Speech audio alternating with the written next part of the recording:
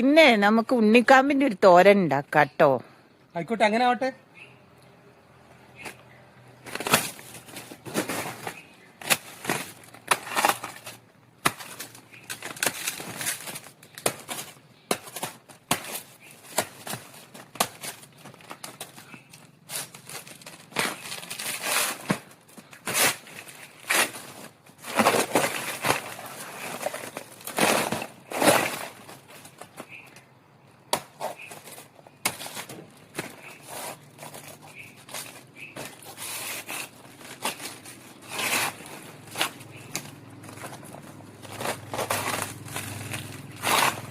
അപ്പോൾ എണ്ണിക്കാൻ ഏകദേശം നമ്മൾ കണ്ടു തുടങ്ങി.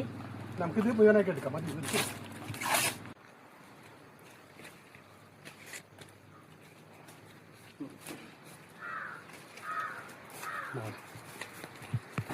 നമുക്ക് ഉണ്ണിക്കാമ്പ് കഴുകി വൃത്തിയാക്കി ഇത് നമുക്ക് അരിഞ്ഞെടുക്കാം.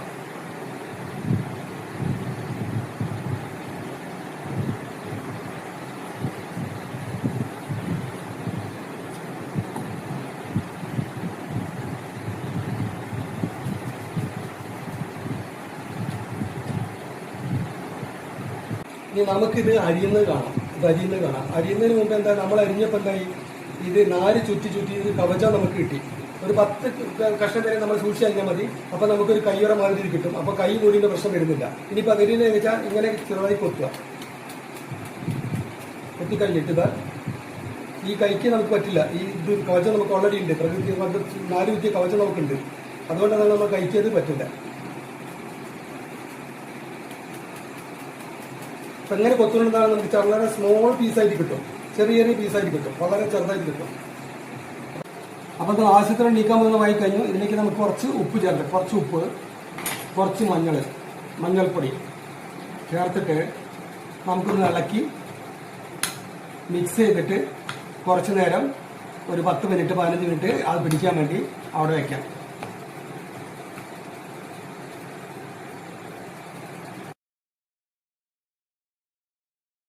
അങ്ങനെ നമ്മുടെ ഉണ്ണിക്കാമ്പ് 15 മിനിറ്റ് കഴിഞ്ഞിരിക്കുന്നു.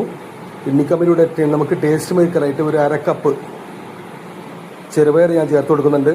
ബാക്കി ചേരുവകൾ എന്താണ്, കുറച്ച് ചെറിയുള്ളി വേണം, വറ്റൽമുളക്, കാന്താരി കൊളസ്ട്രോൾ കുറയ്ക്കാൻ നല്ലതെന്ന് പറയപ്പെടുന്നുണ്ട്. പിന്നെ വെളുത്തുള്ളി, കറിവേപ്പില, ഇത്രയും മതി. നമുക്ക് പാചകത്തിലേക്ക് പോകാം. ചെറുപയർ നമുക്ക് കുക്കറിലിട്ട് 1 വിസിലെടുപ്പിച്ച് ഒരു 3/4 വേവാക്കി എടുത്ത് നമുക്ക് മാറ്റി വയ്ക്കാം.